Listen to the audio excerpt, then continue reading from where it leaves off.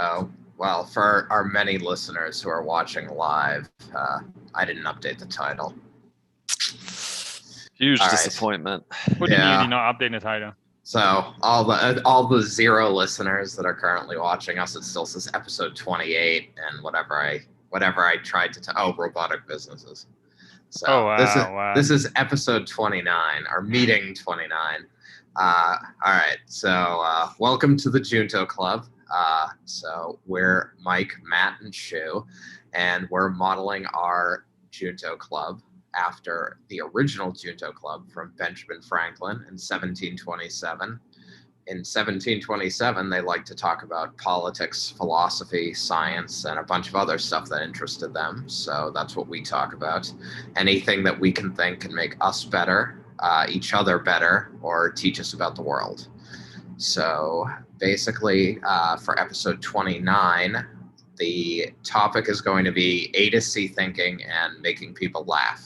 But we start every episode with Shu and a quote from Benjamin Franklin. So, Shu. All right. Before we go there, we just talked about earlier before we start. Now you went to the gym before you just came back from the gym. So what kind of workout did you do? So it was 25-minute cap. It was 6 rounds so what's the movement where you essentially like bend your knees and explode up, putting the bar in front of you? Jerk? Yeah. Or jerk. a push press? You're like overhead pressing, but with your No. knees? No. So Squat. You're lifting from your knees to your shoulders? Yes. Clean. Clean. Like a hang clean if you Yes, start a hang standing? clean. Yeah. Oh, okay. So basically it was deadlift to hang clean to front squat, and you had to do that movement 1, 2, 3, 4, 5, 6 times for the 6 rounds. You still go up, right? Do you raise up? You didn't okay. go above that. No. Got you. So That's good. Yeah, and then you had to do 2, 4, 6, 8, 10, 12. God, what is it where you hit the floor, jump forward, and then like jump up, like you bring your feet below you and then jump up and go overhead. Burpee? Yeah. That's okay. Yeah, he's one of the worst workout actually. Yeah. So basically, so we had to do so the 3 motions ending in the front squat: 1, 2, 3, 4, 5, 6. Burpee: 2, 4, 6, 8, 10, 12, and then like at the end of every round we ran 200 meters. Not bad. How many rounds did you do? How many? It was 6. Okay. Yeah. Wait, shoot.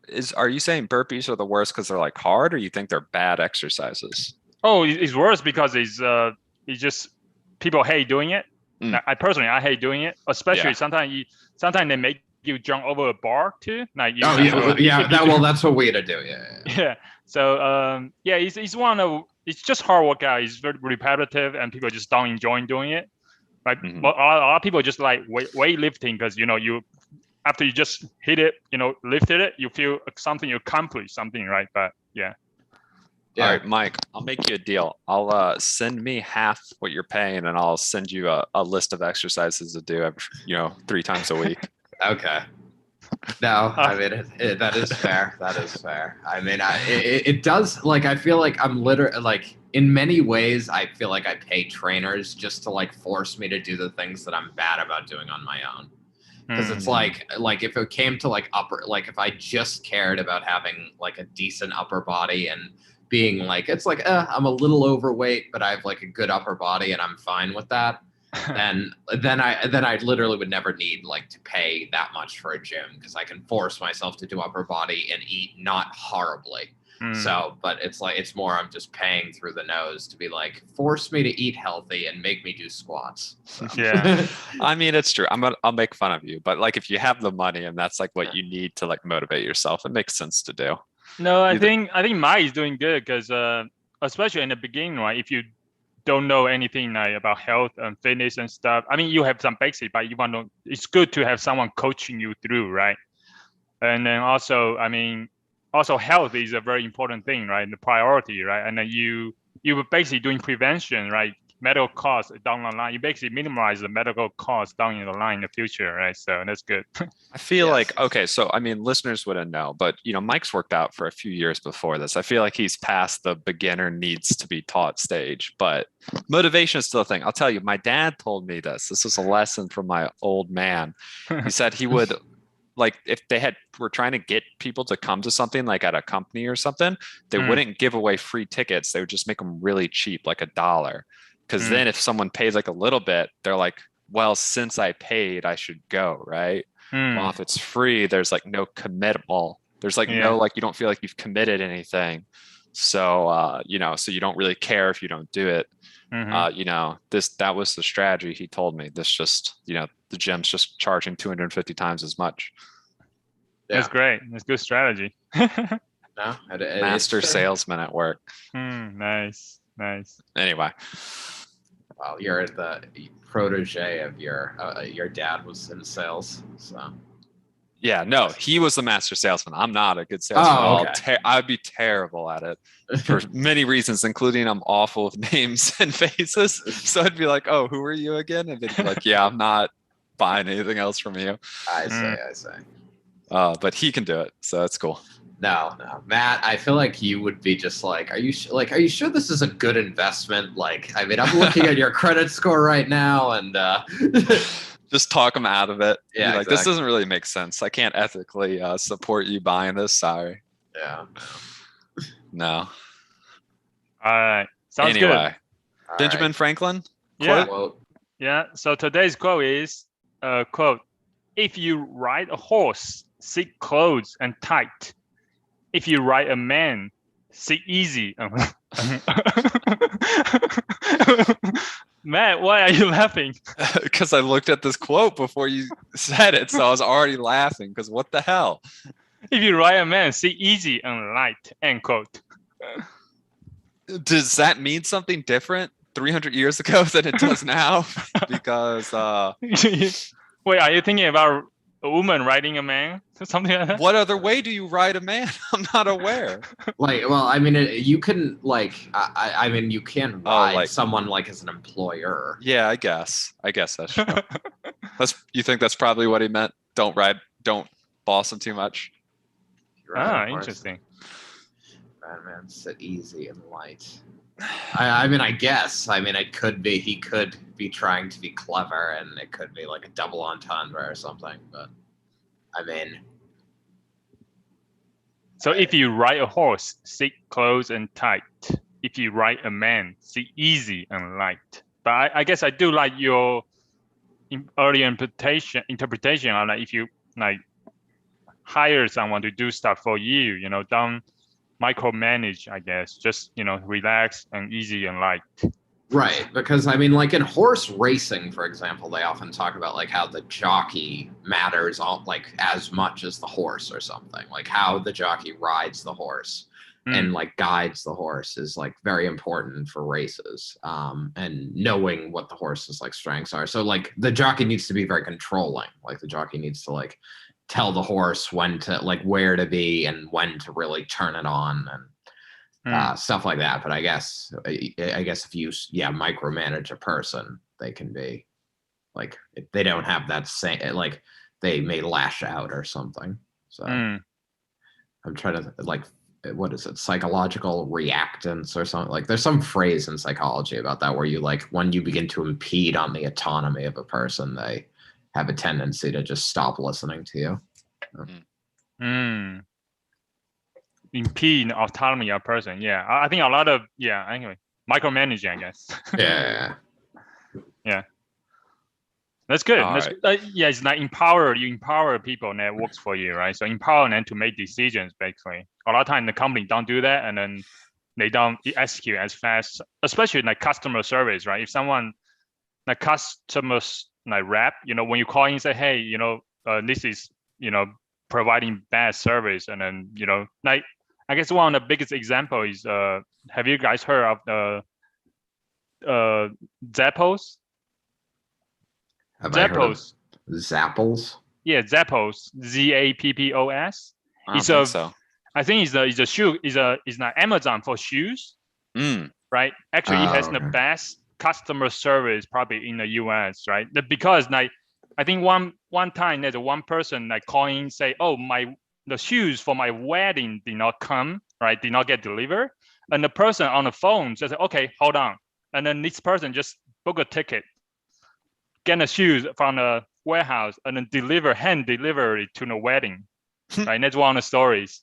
And there's another story that people come just calling and say, hey, can you deliver pizza to my place? Not even food and not even shoes, right? And this guy on the phone just said, okay, hold on, let me deliver pizza to your place. So anyway, so I think the reason they are very good because the CEO, like Zappos CBO, I think Tony Hsieh, he was empowering these like customer reps to like representative to like make decisions on the ground, like so to deliver the best customer service. So yeah. Because I mean, if you're going to sell shoes online, people need to trust that they can send them back and have that dealt with. Exactly. Because that's usually something people are like, you want to try it, right? Yeah. So anyway, so I think that goes very well with the quote. So that's good. That was a very good interpretation, Mike. Thank you. All right, good work on taking that in a good direction instead of a sexual direction, Mike. Well, coming from Shu, I feel like I was just going to disappoint him, but. What do you mean? I feel like you chose that quote wanting the sexual direction, but actually no. Well, that's what I thought about when I first think about it. It's like, okay, it's Benjamin Franklin 300 years ago is probably not what he would try to get into, but yeah. So do we need to explore in that direction a little bit more, Matt? No, we don't. All right, that's good. All right, so have you guys heard of something called like Chinese fitness dance or public square dance? Isn't that what Tai Chi is? No. Actually, in New York City, maybe soon you might see it around the street, maybe in the public parks, stuff like that. So this thing had been starting like about 10 or 15 years ago. Basically in China, there's a lot of like public parks, especially public squares. And then around like, at night, around 6 or 7 p.m., you see a lot of like grew up like grannies like would start dancing to like popular songs and stuff like that. So apparently, like right recently, I think it got very popular too. Now a lot of young people are doing it too. Even children starting doing that as well.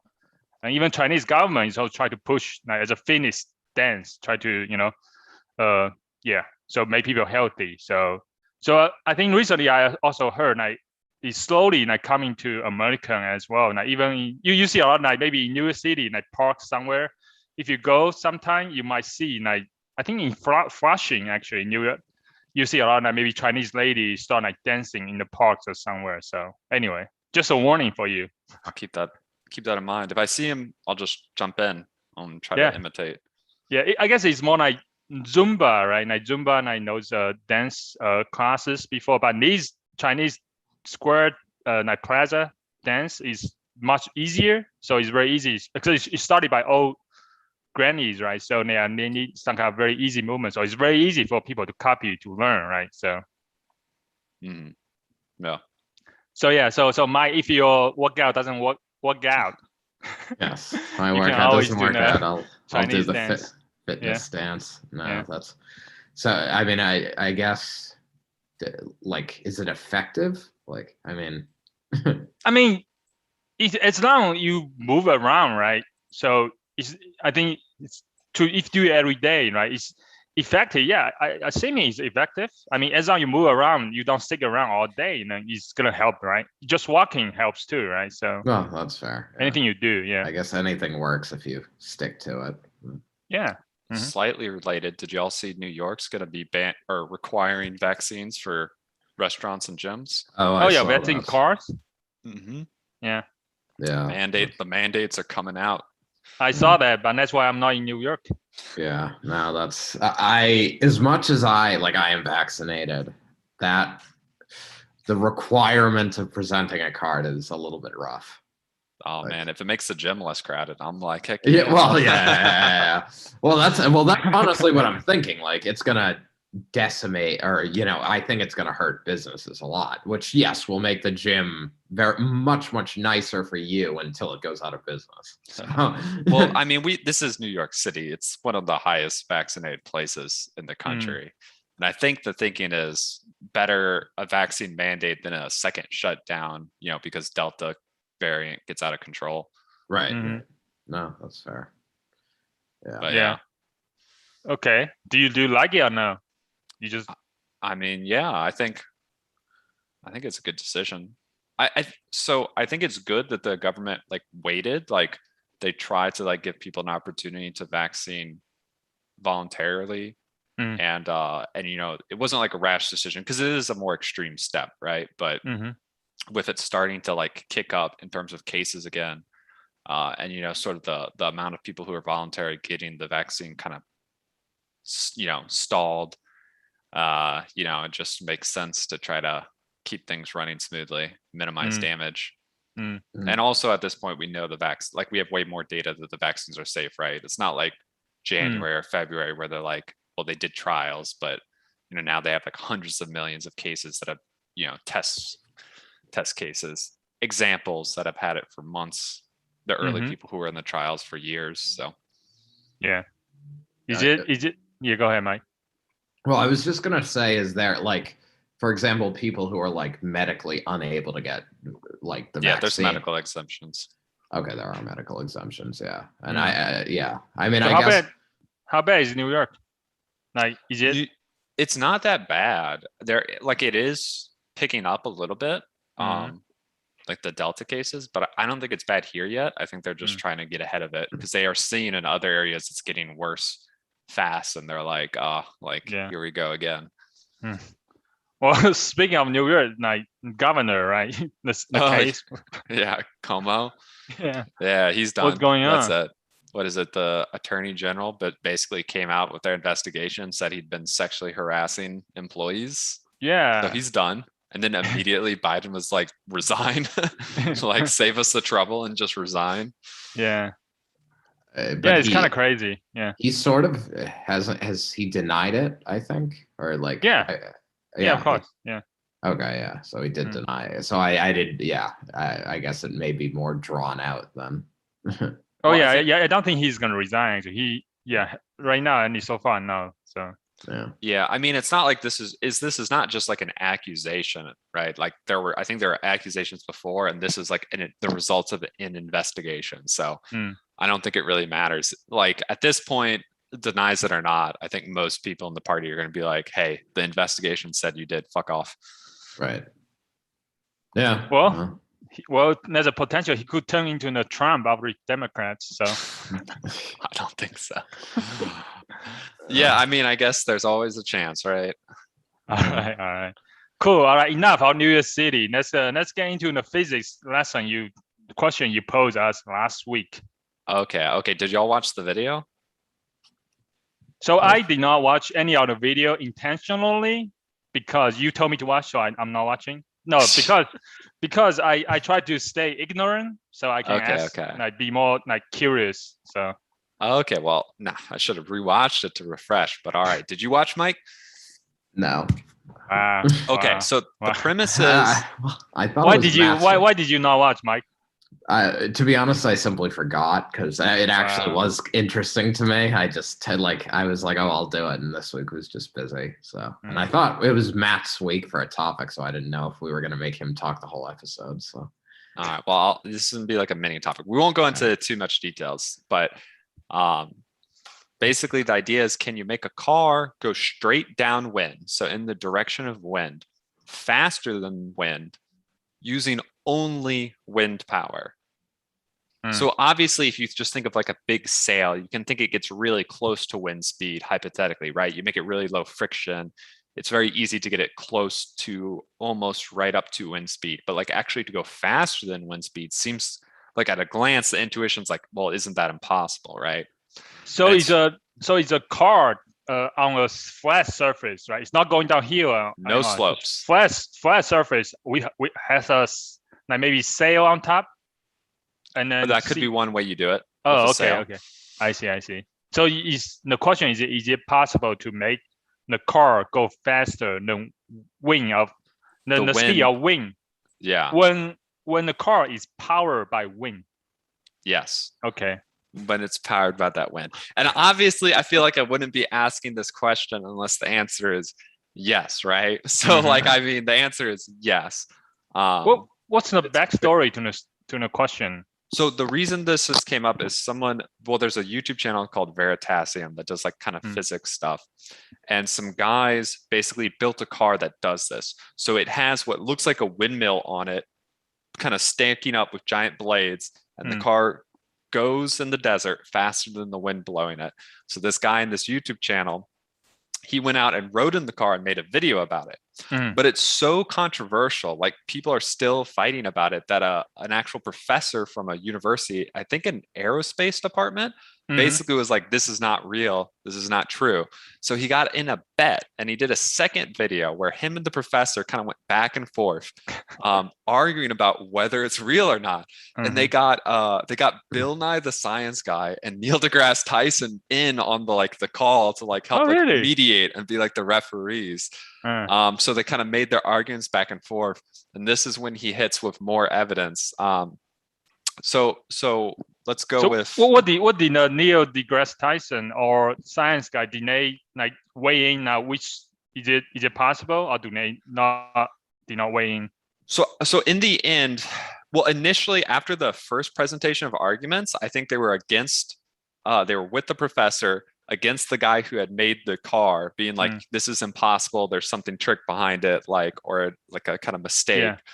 So they were convinced by the professor, but then the YouTube guy basically pulled out a lot more evidence and examples that he had, and made a very, I think, compelling argument that you can't go against. And he ended up winning the bet. The professor gave him like the $10,000 or whatever that they bet on this. But so what's the evidence? How did he do it? So the initial run that he showed, like they had this, the way they kind of demoed this is they had a windsock on the front of the car. And the idea is the windsock will go back towards you if you're going faster than wind, right? And if the wind's going faster than you, it will turn forward. So basically they're like, they showed him riding in it with this windsock, turning around and going back for a little while. What's a windsock? Just like a piece of fabric that blows in the wind to show you which direction the air is moving relative to it. So he's like, okay, so that shows like, you're going faster than the air at that level, for a portion of time. But the guy was like, well, the wind could have been fast, helped you pick up speed and then drop down. The wind could be faster higher up where you have these big blades and at ground level. But they had a lot of videos, like he didn't show everything. So they had videos where they had windsocks like at every level on the car. They had GPS accelerometer data, so they were able to show at all levels they were going faster than the wind. They were able to show that they were still accelerating while being faster than the wind. And he did this really cool kind of demo where he built the same mechanical contraption, but he just put a piece of wood on it. So rather than wind, he just had a piece of lumber and he pushed it and it made the car go forward. He pushed it on this car and there was a wheel. So it turned like a gear essentially, and then it made the car go along the wood faster than the wood was moving forward. So you are saying they make it the car can go faster than the wind because they use some kind of a gear system to turn the wheel. Essentially. So to describe the physics a little bit, and if you really want to learn about this, you should go watch the two videos. It's like they're combined like 40 minutes, but they're pretty interesting. How would you search for it? Let's see. The first video's name is Risking My Life to Settle a Physics Debate. Gotcha. Or you can Google Veritasium. It's one of his recent videos. But so I think, essentially the setup is you just have a car with a big like fan, giant blades, like a windmill or a house fan, right? And it's on the back kind of at the top, and it's connected with chains to the wheels. Now, the first intuition might be, so the wind blows the fan and the fan turns the wheels, but it's actually the opposite. The wind pushes the car, which makes the wheels turn. And then those wheels when those wheels turn, they turn the fan blade in the opposite direction so that it pushes back. So it's not the wind pushing the blade, but the blade pushes back against the wind in the opposite direction if you let the blade spin because of the wind. Oh. So what this does in energy wise, so you can approach physics problems kind of thinking about the energy of the system or the forces of the system. From the energy perspective, what's happening is the car's moving forward, right? When the fan blade moves, it actually hits the air molecules that are in the wind and slows those down. So that's how it ends up going faster than the wind itself, right? Like, where is this energy coming from? It's actually slowing down the wind to push against it with these blades. But kind of the forces, it's sort of like a lever, right? Or like a gear reduction system. You have to get these forces right so that the blade spins fast enough based on the speed of the tires, so like the force on the tire, the resistance because of the wind blade on the tire is not too much. So there's like a balancing of the gears to get this set up right. I'm not going to be able to explain it just in words super well detailed. It took a lot of time and effort for someone to make a good explanation. But that's the intuition. It's kind of like lifting something that's heavier with a lighter object using a lever, right? It's kind of a similar idea. Use a gear ratio to get an advantage, and they're essentially, with a clever design, able to extract energy from the wind rather than more efficiently than just a flat sail. And there's some history to this, because this has kind of been like a thing that's been repeated a few times. People have published saying this is possible, and then other people have been like, that's not possible. And then they've had like kind of physics debates about it a couple times in the past, but it's not like a big thing, right? So most people aren't aware of it. I wasn't aware of it until this YouTube video. So then it comes up again. Someone else, the guy who made this car kind of independently figured this out again, not realizing people have already kind of demonstrated this in the past and proven it to skeptics already. So they did it again. But I feel like this is a very conclusive one. Like, at this point, they have very good demonstrated evidence that like you can't really argue against. So I think it's probably settled, for history now. Nice. This has gone really long now. So I think that's about the wrap up, unless you have any questions. I do. So does that mean it's possible? Does this suggest that we could potentially go faster than the speed of light? No. Are you sure? Easy question. Thank you. No. Maybe you could make something that goes faster than the river you're in. Based, like, even if the wind is quiet. But you're like in a river, because now what's important here is that there's a difference between the ground speed and the air speed, right? It's not like you're just going faster than the air speed in free space. If this was floating like it was a helium balloon, you couldn't just do the same thing. You need to be on the ground. Maybe you could do a similar idea in principle, although water has a lot more resistance to moving faster than it, so probably wouldn't get you very far. But so what do you mean by so if the car is levitated in the air, you will not be able to go faster than the speed on the wing? That's exactly right. So the difference between the speed of the air and the ground speed, is what like makes this work. Because otherwise you could imagine. It's because at different height have different like airflow speed? It's not about the difference in air flows at different heights. It's just about the ground speed versus wind speed. Because imagine if this was only dependent on the wind speed, right? You could have. So when a car is going faster than the wind, effective to it, it's like the wind is, it's like it's going, it's like the wind is blowing, the air relative to it's blowing into it, right? So if the difference between ground speed and air speed didn't matter, you could just push the car forward. Then it would say, oh, there's now air being blown against me, right? Because I'm moving relative to it. And then it would magically start accelerating, without any energy, right? So you could have some car that just goes in zero ground speed, that just moves forward through the air on its own, which would be creating energy from nothing. So what this does is, because the wind speed is greater than the ground speed, right? The wind exists and has kinetic energy, and this is extracting that kinetic energy using the ground kind of as a way to do it, to actually help extract energy from the wind. Okay, last thing about it, ground speed. You keep talking about ground speed. That kind of confuses me. Like, ground speed, do you mean the vehicle of the speed on the vehicle? Relative to the ground. Yeah. Relative to the ground. Yeah. Okay.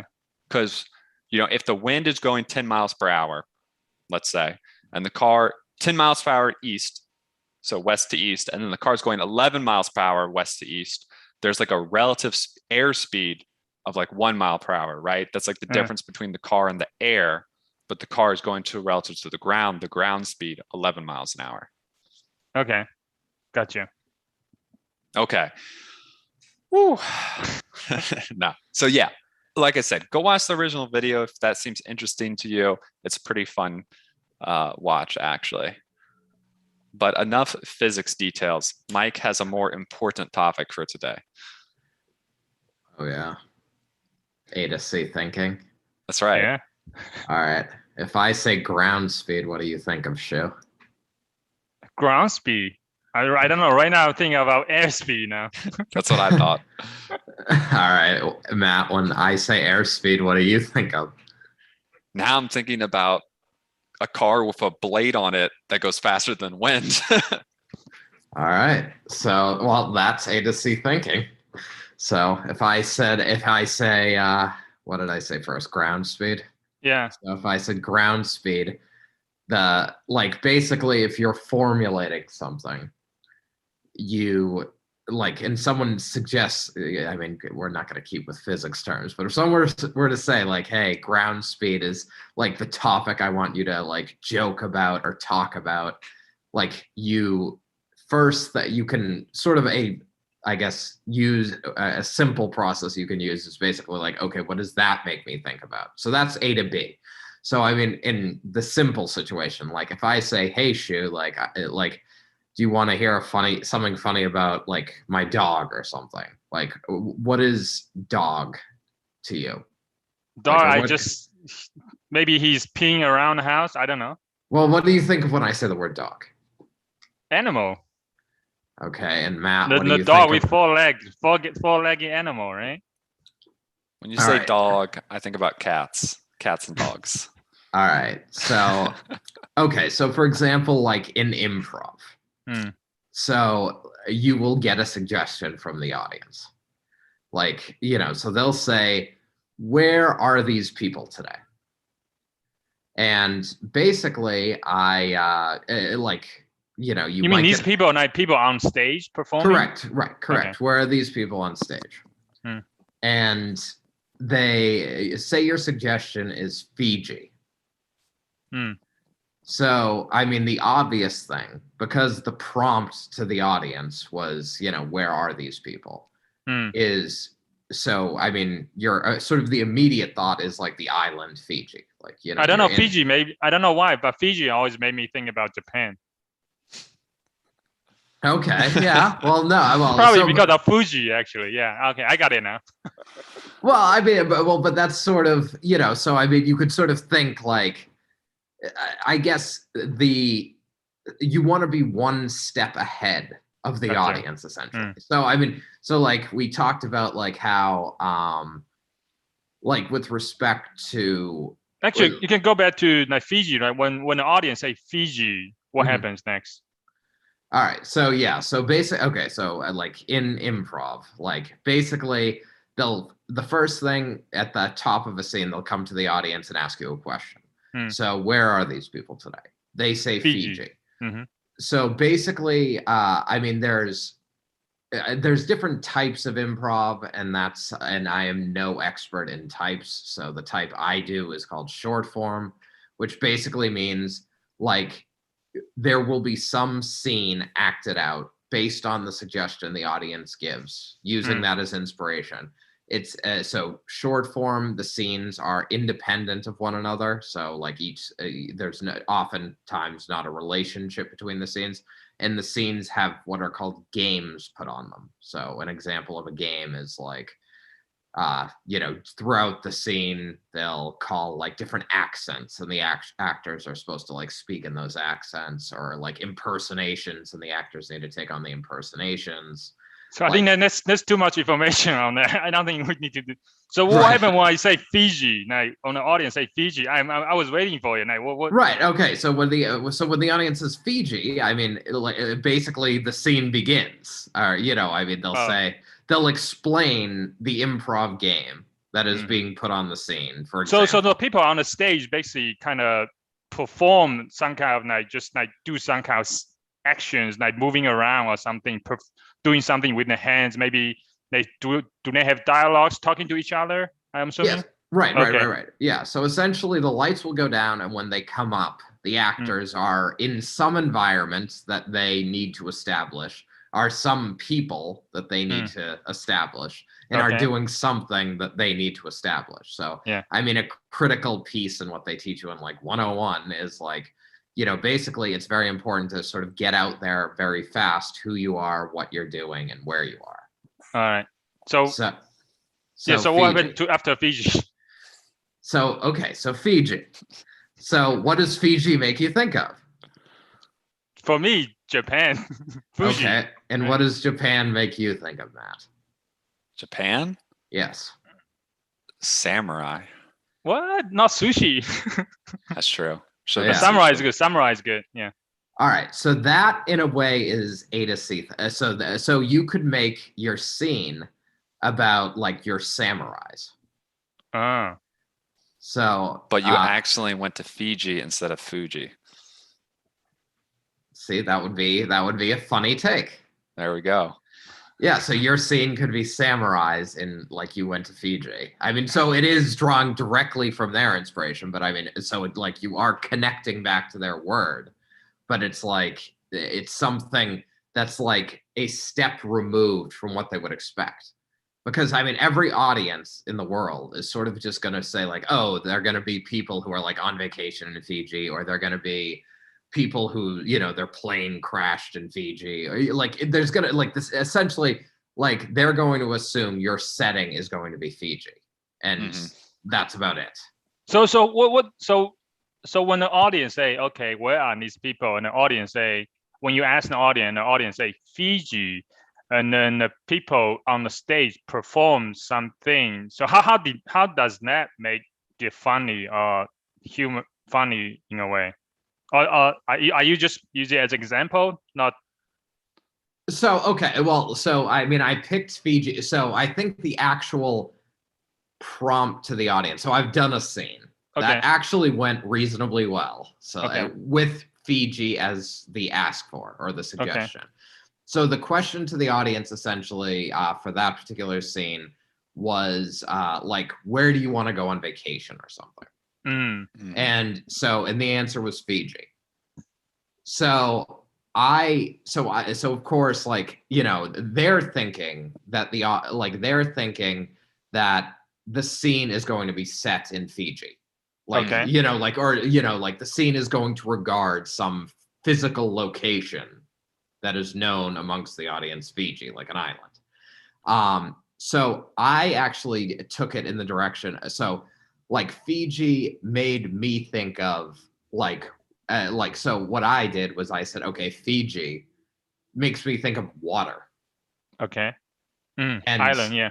And like Fiji water makes me think of like expensive taste. Because if you think about like grocery stores, like Fiji water is like the super expensive, like the Whole Foods. Yeah, if you go to Whole Foods, you can get like Fiji water. Yeah. So I made the scene about like someone who like just got their first job. Wait, hold on. I'm sorry. Yeah. Did you say it's Fiji water? Yes, Fiji water is a brand of water. Really? I always thought it's Fuji water. No? Well, I mean, maybe there is, but Fiji. Because I saw them in Starbucks like all the time, right? It's always Fiji, not Fuji. Oh man. Yeah. It's Fiji. I'm confirming. Google. Man. So all these like several years, I've been assuming it's Fuji. And I will say, like, references are important to jokes, because like if I had an audience with like of shoes there, like I literally started the scene like by drinking and being like, it's Fiji water from here on out, and everyone would have been like, what is he talking about? So like your audience needs to get your references. So gotcha. But so in any so the scene essentially proceeded from there to be about like someone who like had gotten a new job and like sort of believed like, okay, like it's the high life from here on out. Yeah, sorry, backtrack a little bit because I think I interrupted you when you say, can you go back to when the scene where you think about water, and then what do you think next? So basically I thought of water, and Mhm. like Fiji water is like an expensive water. Yeah, Like yeah, so yeah. it's like so I mean so basically like so the inspiration from the audience was Fiji, and Mm. I made my scene about like someone with expensive taste essentially. Gotcha. So essentially the scene like from that inspiration became like, oh, I have expensive taste, and like I'm going to be buying like nice things from here on out. And like as the scene progressed, I like went from drinking Fiji water and being like I'm going to be successful to like at Kroger, like my credit card got declined at Kroger, and then I was like begging people to buy me lunch. Like so that was the progress, sort of like the comedic hit points. Like you're taking steps down. Yeah. Like, as So the whole idea is take whatever the audience suggesting and then giving back something that they are not expecting to make it funny, right? That is the big idea. Yes. Yeah. Is basically you want to be one, like obviously, yeah. Like there's sort of, you can go A to C, but there's also like, the A to, like, you don't want to, I mean, there could be an overshoot, right? Like, I mean, like A to Z. Yeah, exactly. So, I mean, yeah. So they say Fiji, and, you come back with a scene, I don't know. I mean, come back with a scene about Pearl Harbor maybe, but I was just thinking like, some type of like you go, Fiji, Japan, Pearl Harbor, or so like something where it's like it's not that like closely connected. Yeah. Right, exactly. So you want to catch them off guard, but you want to get like you want them to be very quickly on the same page. See the connection, yeah. If it's too far, then it's harder for them to see the connection, right? Yeah. Yeah, exactly. Yeah. So, and I mean at that, because once they make that connection, it can be like I mean, at that point, it like in a way, the like quote unquote the game within the scene or within the joke can be very formulaic, because you're sort of just upping the stakes past that point. Like so I mean, it's like, okay, my suggestion is Fiji. Like he's a guy who buys Fiji water and is like like vain and all about fancy stuff. And now he's sort of losing status throughout the scene. So he goes from shopping at Whole Foods and Fiji water to it's paying like $300 for someone to train him, something like that. Yes, exactly. Yes. So yes, callbacks are another good thing. Yes. So so basically, like the audience sort of like is on the ride with you at that point. Like, okay, you caught us off guard. Now it's Whole Foods to Publix to Kroger to just being poor. So yeah. So how can I guess? Yeah, go ahead. Do you have any other points to make? I mean, ask your question, and then I was gonna have another direction, but yeah. Okay. I guess my question is like personally, how can we apply it to our daily lives in a way, right? Or into our conversation, like, I don't know, to make ourselves more funny, I guess. Well, I mean, I think the idea is generalizable in the sense that, like, humor is always going to be being one step ahead. So, or like, sort of like catching, the other by surprise. So when you're having a discussion in day-to-day life, when someone brings up something that like has a very straightforward, like, I'm trying to think of a good example here, but I mean, basically if like, oh, okay, so the other night I was like talking with my friends and someone said like, oh, what would be what's a funny gift you could get? Like, what's a funny gift you could get for, my friend Jake? And like, I mean, the obvious answer there is like an actual, like, some type of actual thing, right? Like that sort of A to B is just like, I mean, you could try to like sort of, have a teddy bear. Yeah, gross out answer, sort of like, oh, that's like a weird thing. But sex toy? Yes, exactly. So you could go the sort of like crude and hope that makes them laugh route. Yeah. But I mean, like that, it's something physical, and it's like, okay, that in theory could be a gift. So my response, like to like, oh, what would be a funny gift you could get him? I said hope. So, and it's That's like, pretty it's good. yeah. So it's like, I mean, so it's like one step removed from like the sort of the answer you would expect. So I mean, I think that in sort of day-to-day conversation, the same principle applies. It's just a question of, I mean, it's not always going to work, right? I mean, there are certain things where it's just like, you know, you go A to B to C, and you're like, if I say this, like it's not going to make sense. It's not going to fit well. But if your brain is working in that mode, then you are occasionally going to hit on like items that are like, you're like, oh, that's actually clever, sort of like the Fiji water thing, you know. But I mean, I guess like in the case of like, yeah, if you go Fiji, Japan, samurai, like and it's sort of a day-to-day conversation, and someone's talking about their trip to Fiji, like I mean, I guess you could say like, oh, do you see any samurais there? And like maybe they get it. Yeah, maybe they get it, maybe they don't. But yeah. I mean, it's sort of like yeah, I mean, I guess so. But thinking in that mode, I mean, you're not always looking to crack jokes, but if you sort of have that, like, oh, this is the obvious answer, this is sort of that step removed, like, then you may naturally sort of find yourself like with an ability to deliver a joke, or you know, have a like sort of a quick response. So you've done a little bit of stand-up. Did you sort of like literally break this down very formulaically, where you're like, oh, here's a topic, and then I'll like make like a tree, right? Of like, here's the things that are closely related to it, right? Dogs, they like bones, they hate cats, you know, they pee on things, whatever. And then you kind of make your second level of your tree, like, okay, what's related to bones, right?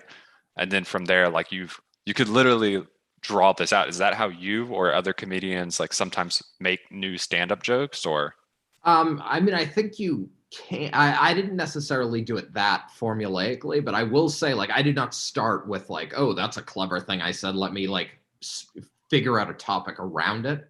I did more start from the top, like, this is something I've thought a lot about and I'm interested in. Can I make it funny? So like, I mean, like, for example, like, this is a joke. I'm supposed to do stand-up September 8th. So all you listeners, come to the Laughing Skull. But, September 8th? What time? I probably starts at 8. So 8 to 10. Yeah. So, so like, this was a joke. So I like the topic I started with was delayed gratification. So that was, again, obviously, like, we're thinking about it from an academic standpoint. I mean, and there's sort of the like obvious answer, like, you know, the obvious thing that I'm sure, like, you know, the direction everyone think I would go, which is like, basically, you know, like sex relationships, you know. I mean, like, oh, like, you know, you try not to have sex, like, to keep the person interested in, like, in learning about you as a person, you know, and because so once you break that, but I mean, I really think of delayed gratification from like, sort of underlies a lot in life. I mean, so like, institutions will talk about, like, I mean, academia, like, you study hard, you get a good job, and you know, that will lead to, you know, short term, long term, right? So right. Well, yeah, short term, long term, right. So basically, like, I said, like, you know, there's your academia, study hard, you get a good job. There's there's like physical fitness, like, you know, you work hard, eat well, you'll be healthy. And then I said, but I think, like, really, like, the ultimate in delayed gratification is religion. Like, you know, like, you like, commit yourself to it, you internalize the belief, you practice those, you know, like, week in and week out, you die, and then you get like eternal bliss. And I said, I have a real problem with step 4. Like, what's like step 4? Death. Like, you have to die to get it. So I mean, so there is sort of like, you know, so it's like you so in this particular case, it's, you're leading up to, like, you're setting expectations, right? So I think in an episode way back, you're sort of setting the expectation of like all these different examples have the same pattern, right? Mm-hmm. But you're breaking the like, so, and then you're sort of breaking the pattern. So I mean, like in all of these, it's like, basically like you work hard, and then like you get to a certain point, but I mean, in this point, the extreme is death. Mm-hmm. So it's like a step. So it's like it's showing the step removed from like. I mean, I guess like you go to school, like we were in school 10 years. Mm-hmm. That's a long time, and that's a commitment. But it's like you're still living. But or you still have a life. Whereas with respect to like religion, it's like basically like you live your entire life to something that isn't like, there isn't that correlation. Got you. But I think religious people say after you die, you go to heaven, and then you are enjoying the bliss in heaven. So yes, well, no, of course. I mean, it's just the joke of like in many cases, delayed gratification has a pretty clear, like there's a very strong correlation between A and B, right? Gotcha. Like you study hard, generally speaking, you can get a good job. Are you gonna practice the standard routine on the Junto Club? I mean, I can. I need to do a lot of writing. But, okay, so you haven't finished writing yet? No. I've been. But it's a month away. That's why. Well, I forced myself to sign up because I'm like, I'm never gonna write because like all the writing I was doing, I was just like, it was too mean, so I stopped writing. So now I've forced myself to get back into writing. What do you mean by too mean? Well, it was. So I feel so. This is something that, like, my sense of humor, like I will often use language that is very precise and biting. And people will get very turned off by certain words. Very dark. Is it very dark, or is it very offensive to people? I mean, it can't. I feel like it's just certain words make people uncomfortable. I'm really curious what words you're talking about, but I don't know if you want to say them. Well, no. So for like, and this worked, but I honestly, the biggest laugh I ever got doing improv. Yeah. Was in a game called Phones. And yes, Phones. So, and it was basically like so Phones is, the setup is, it's two people on stage. They work for what company, and what's the big news of the day going on. And basically it's just people call, so they're working at Microsoft, and there's ghosts at the Microsoft office, whatever, that's the setup. And then it's just the audience talks about people who would be calling into the call center at Microsoft. So, and that's all we get. And, then they say, okay, see how they do. And like the lights go down, the lights come on. So basically one of the callers was like the audience suggestion was one of the callers would be your ex-boyfriend. Okay.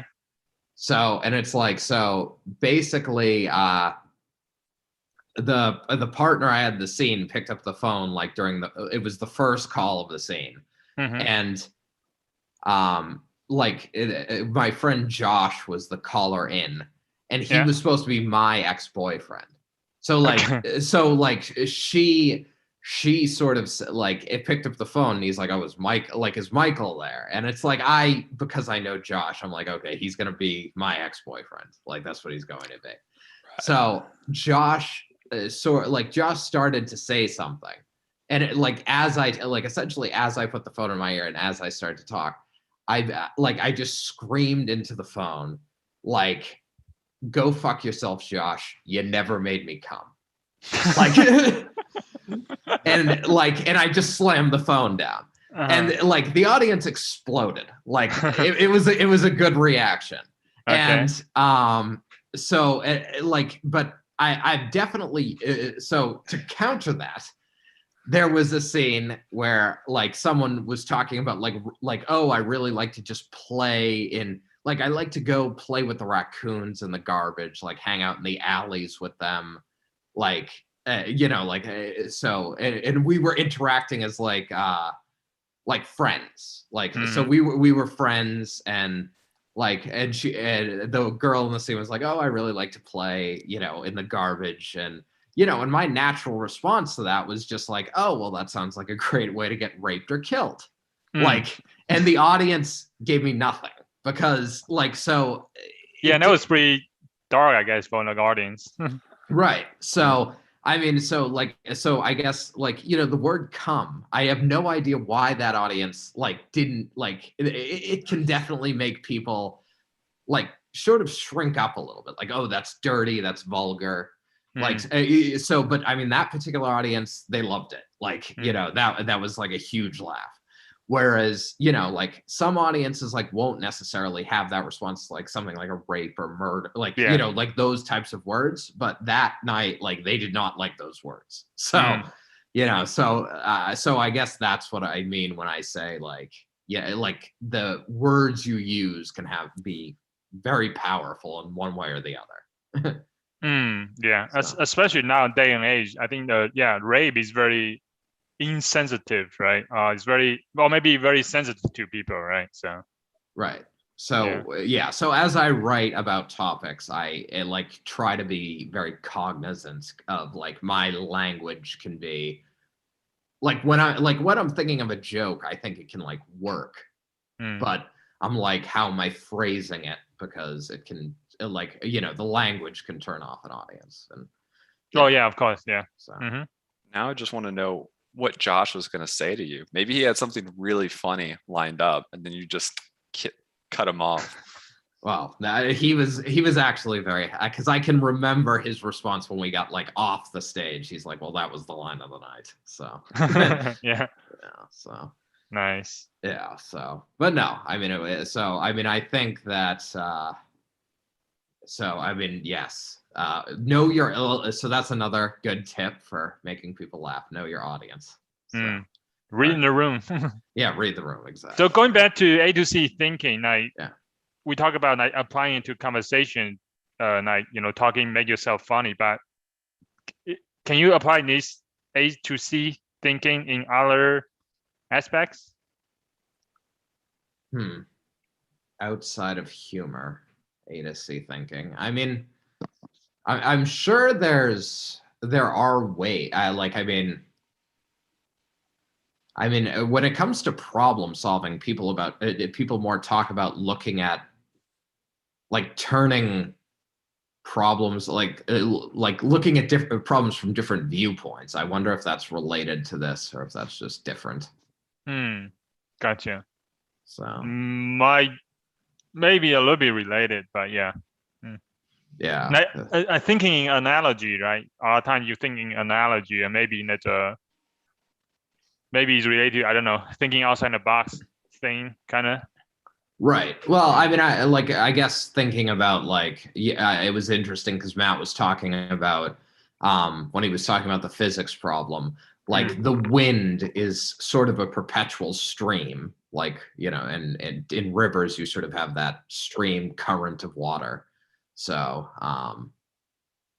yeah. So I mean, I guess it's so when I think of wind, I think of sort of perpetual motion in a certain direction. What does that make me think of? Like maybe a river? I don't know if that's like, you know, I guess it could help with analogy or something like that. But yeah, it doesn't help you solving the problem. So well, yeah. I mean, I think it's a lot of steps to say it's like a good problem solving tool. It's yeah. But it maybe could play it's a good way to think about more creative in a way. Like just think maybe in areas sometimes you need to think about, come up with something that people are not expecting, right? So it might not be funny or humor, it could be something else that surprise people in different ways. So like creatively, I don't know. Yeah, that's a good point. Maybe, you know, you're trying to give a business presentation and you just lead people off the mark a little bit just to kind of make a more wow factor. Again, not to make them laugh, just to be like, oh, like you don't make it too obvious what your big sell is, at least at first. Yeah, right. So make it more memorable, right? Yeah. No, I mean, I think that's a good point. And so I guess sort of being like being off the mark, I think is just useful in general. So I mean, I think like another, I mean, this isn't necessarily A to C thinking, but it is a different kind of way of thinking about, I guess, thinking about how you treat one situation and how it could be more applicable to another than you would imagine.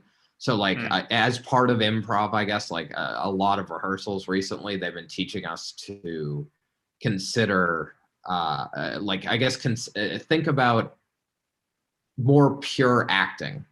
Like, so like, for example, if our scene were like you and your brother are getting together, like to go out, like, yeah, this is like the last time you're going to see each other before you go off to war. And he goes off to like a different front, like say it's World War II. And like you're going, you know, to the you know, to the beaches, and he's going to like Russia or whatever. So, so this is like might be the last time you see your brother, and they have us perform the scene. And obviously, there's no real laughs. I mean, basically, it's very sad, and you know, you're gonna say, you know, I'm going to miss you. You know, like, you know, I love you. Like this is like it's stirring like negative emotion more so than anything. But and then they say, okay, what you're going to do is repeat that scene, but your brother is going to get on a roller coaster. Like, so so I guess almost the identical dialogue can be used, but it's like just so like it's like almost like extreme hyperbole. Like it doesn't fit the situation. So like all those emotions. So I in a way that's like, in a way it's A to C thinking, but like I don't know, emotionally, or like with respect to dialogue, because it's like, oh, like you and your brother are going to be separated like on a roller coaster. There may be some like, you know, some degree of like anxiety or some degree of like, but it's like taking that up a notch. So why do you apply it to roller coaster? Like, what's the reason doing that? Well, so basically, well, I mean, it could be anything. You know, your brother. Oh no, I mean, I guess what is that? Like, is that a? So you say like you're performing a scene of your brother going to war, right? Yeah. And then once you finish that scene, you do another scene of like doing a roller coaster. This is for like practice, not like for an audience. He's saying. Yeah. Oh, this is for exercise. Yeah. Right. Exactly. Oh, exactly. okay. So basically, the idea, right? So this is more just making the point that, and I mean, it could be like, so A to C thinking could be applied, like, you know, say the audience, like, what do these two do, or what are separate, like, well, I don't want to say what are tearing these brothers apart, but what are going on with these two? Like, one of them is afraid to ride the roller coaster. Like, that's what the audience gives.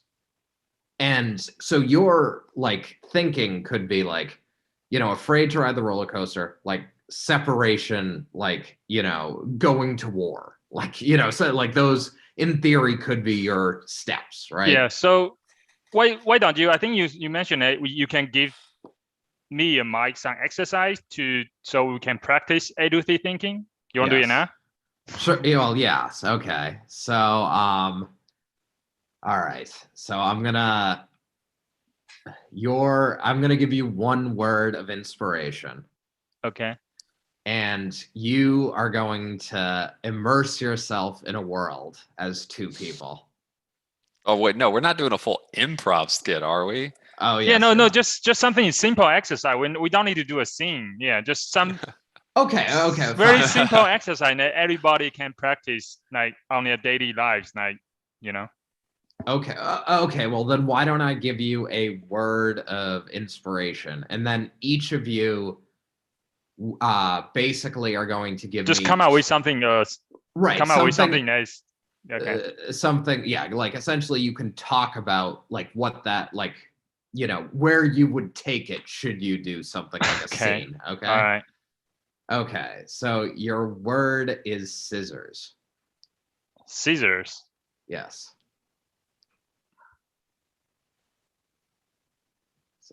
So basically, if I tell you to do like, or, you know, you get like, what is an object like around your Okay. house? What is an Okay, object around your house? Scissors. so the only thing I can come up with right now is I think of scissors cutting something right in your house. Now Yes. it made me think about the guillotines. So if I Okay. do A to C, I would come out with something related to guillotines. So Yeah, well, that's good. So, Is that good? so yeah, so you can, all right, so you can start like you could do, you can do something about like the French Revolution or yeah. something like that. Oh, okay. Yeah. All right, Yeah. guillotines. All right. What about you, That was Matt? good. Did you come out with something? I thought about crafts, and then crafts made me think about old people. But Yeah. I can't think of any jokes now to make old people. But I think shoes has more funny potential. I think Mike can come out with something for you. Well, no. I actually see. I think that's the power of this because I mean, I think like if you were crafting scissors. Like when I think of stand up, like scissors is obviously like a not necessarily like I mean that's why often with stand up like you're taking on topics that are like maybe a little bit more heady. Like like I said, sort of delayed gratification was what I like sort of based one of my sets on.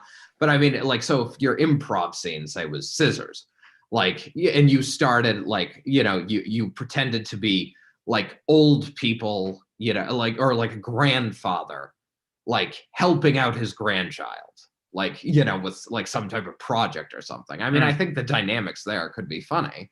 I mean, like the child, like the grandchild could be like,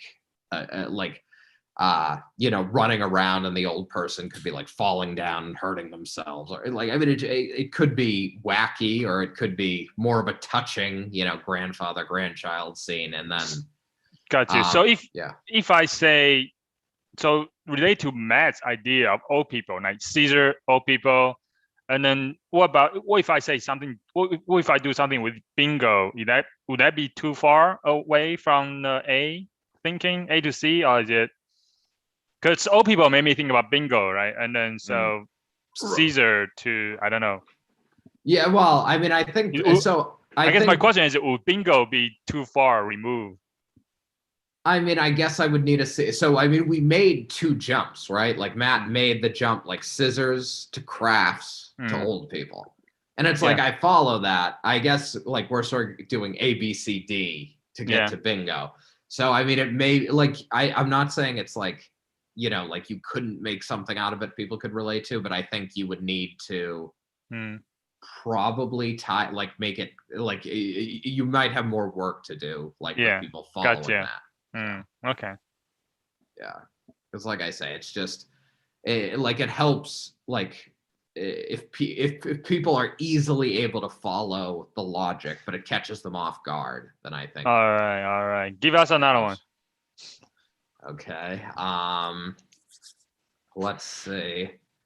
All right. So the question is, like, what did you have for breakfast? And the answer is scrambled eggs.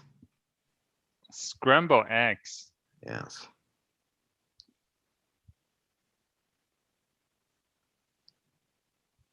Okay. All right. I guess for me, immediately, I guess if I go scrambled eggs, I would go to egg, and an egg would be chicken.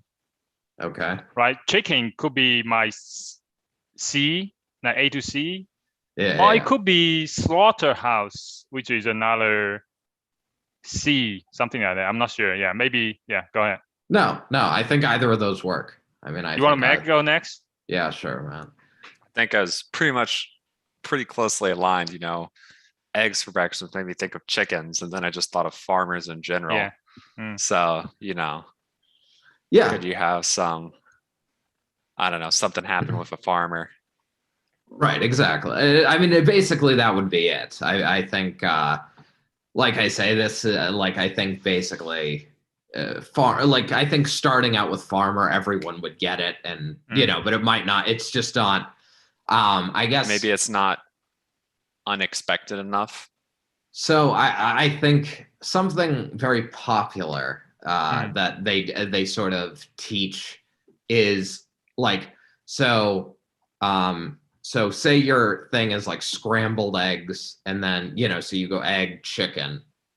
something popular they teach that's like, maybe I don't know if this is like sort of rooted in A to C thinking or just like ads. So if your C is sort of chicken or like farm or farmer or something, then people often sort of are not expecting you to be the animal. So you could like be chickens that, you know, talk. So I mean that adds another layer of like, yeah. So I noticed something like, for example, in the beginning, from the first one, when you say Caesar, I was thinking about what does Caesar do, right? Like cutting, and then that made me think about the guillotine action. So that's like, I'm thinking about what the object does, right? The action of the function, right? Right. And I feel like the egg made me think about the object, egg, and then chicken, almost like the noun, right? The object itself made me think about something that relates to the object itself, not the function of. So the other way thinking about it is like you talk about scrambling eggs. So another direction I could go into is like scrambling the egg, like cooking, right? Scrambling. So I could think about something that relate to the action of cooking or something like that. Maybe. So is that? I guess I just noticed that. I was wondering, is that a good way out? Yeah. So there's definitely, and again, the reason humor is subjective and like some jokes land and some jokes don't. Sometimes it's not even about the strength of the joke; it's about the audience and how perceptive they are. But definitely, there's a million ways you could take it. Yeah. So you can think about the action, the noun. You know, like egg, scissor as a noun, scrambling or cutting as the action. I mean, even in like scrambling eggs is like, like, I mean, they talk about like pregnant women shouldn't ride roller coasters. Like I'm probably thinking of this because of roller coasters, and that's because it can literally cause them to have a miscarriage. Scrambling eggs? Yeah, so like a vulgar way of describing that is scrambling their eggs. Wow, that's pretty far. That's pretty dark. Yeah.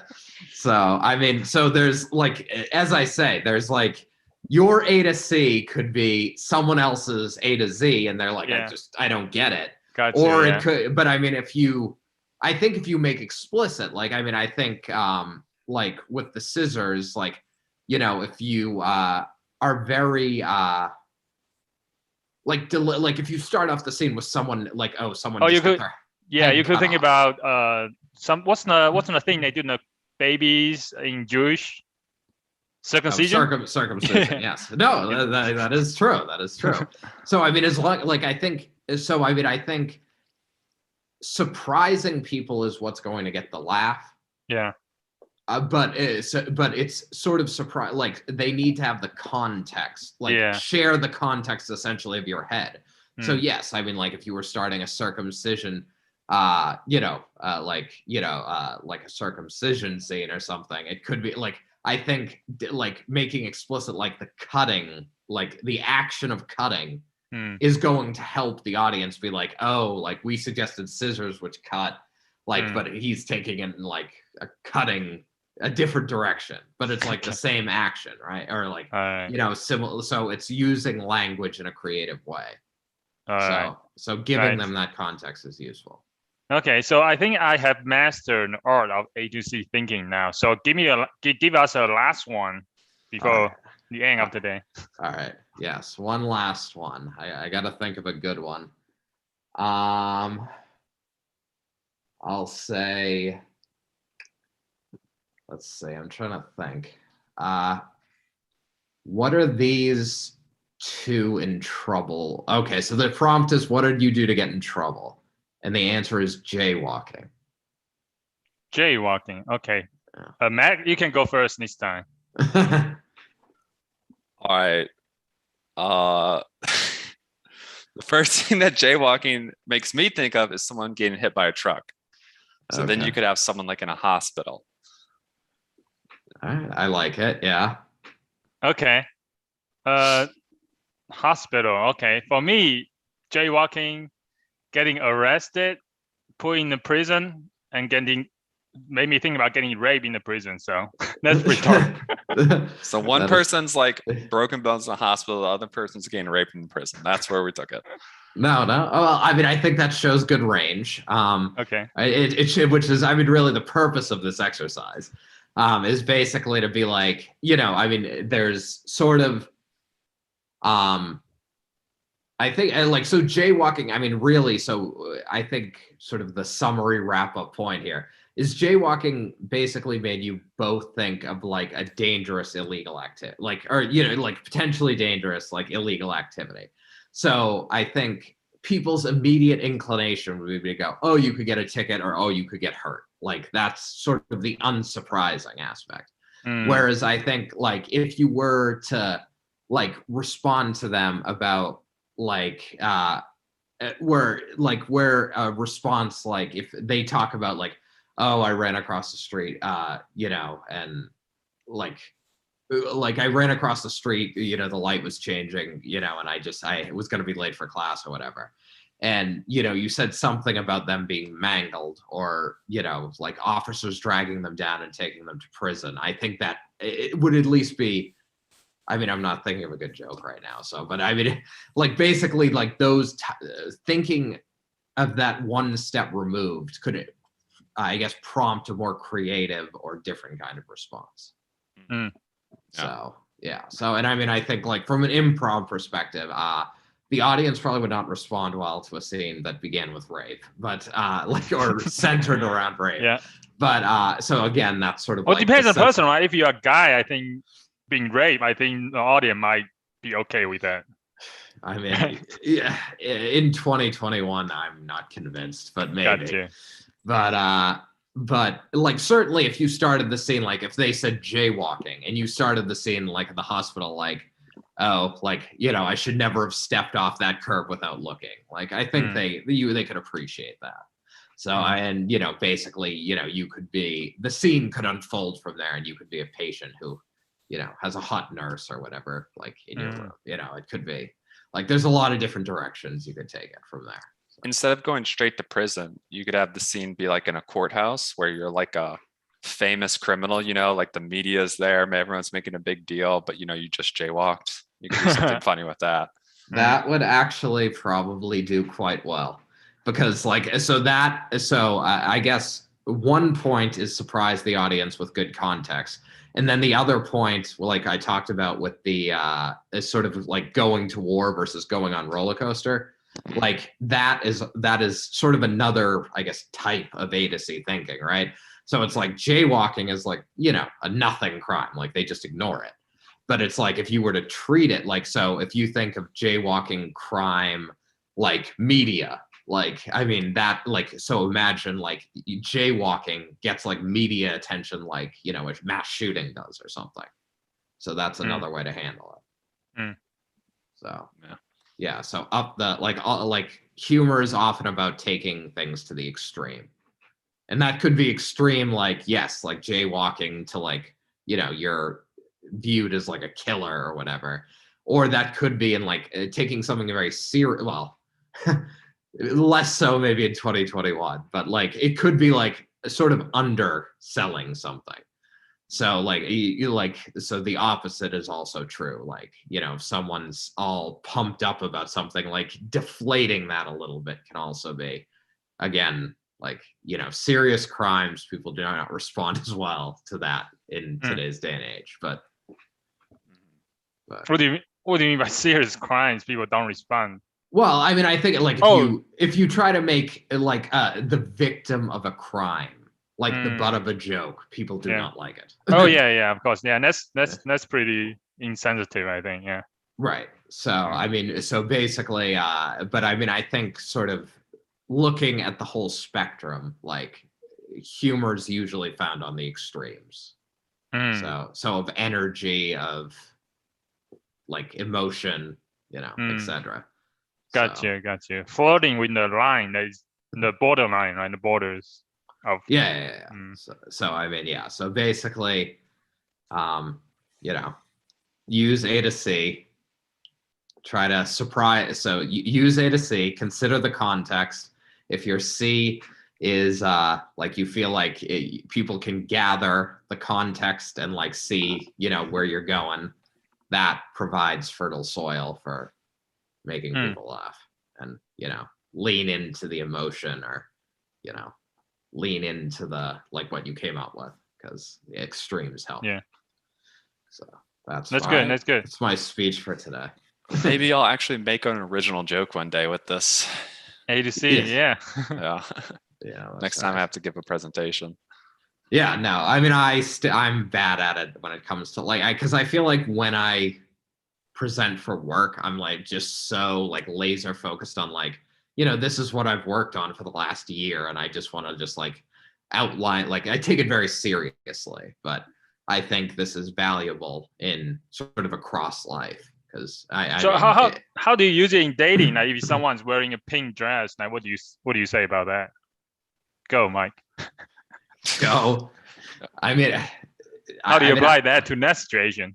I mean, I guess if they're in like a bright pink dress, I would be like, who are you here to cheer for or something? Like, I mean, because I think of like, cheerleader or, like, because I guess like a hot pink dress is like out of place or, potentially out of place. It's like, almost like a uniform or something. I don't know. But I feel like you say who are you cheering for? And that sounds to me it's like A to B. Is it A to B? Like you think about the pink dress, cheerleader, then cheer. Is that just A to B, or does it still count as A to C? I would say it's A to C, right? Because it's, I don't know, because it's not a comment on the dress itself exactly, right? You've taken a step away from it. Right. I guess that's my thinking is essentially, yeah. Like, I mean, my A to B would be like, oh, that dress is weird. or or not that dress is weird, but like, oh, that's an interesting dress. Yeah. So that's like sticking on the object. A to C is like you're getting off the object. Like, it's more letting that like what you think about the object and taking a step away. So yeah, you have to like, if he says that, you have to take one step in your head of like, why would he say, who am I cheering for? Oh, it's because of the dress, right? Like you have to like figure out the leap. Yes. I got you. So. Yeah, so I guess another application, instead of make yourself funny, apply to dating, all the other stuff. So that's right. Instead on the creative, yeah. And as I say, like sometimes you do the A to C and like, I mean, like it helps to be fast with it, right? So it's like, because if you're sort of like, if you've been together 20 minutes and you say, oh, who are you cheering for? It's like, she's like, what? Because you lose the context of like, oh, we're just seeing each other. So gotcha. Makes sense. No, yeah. I'm not condoning jokes in every situation because sometimes they don't work. All right. So is there anything else? Next week is a laughing topic. Next week, we're going to try to discuss critical race theory because it's been a hot topic. What does it actually mean? Is it Marxism being fed to our school children? We're going to find out. All right. Write your letters to Matt. So yeah, well, I mean, wait to see what I say about it before you write your letter. That is true. That is true. All right. Anything from you, Shu? That's good. All right. Well, I'm gonna take us offline. So see you next Friday. See you next Friday. We around 3:30.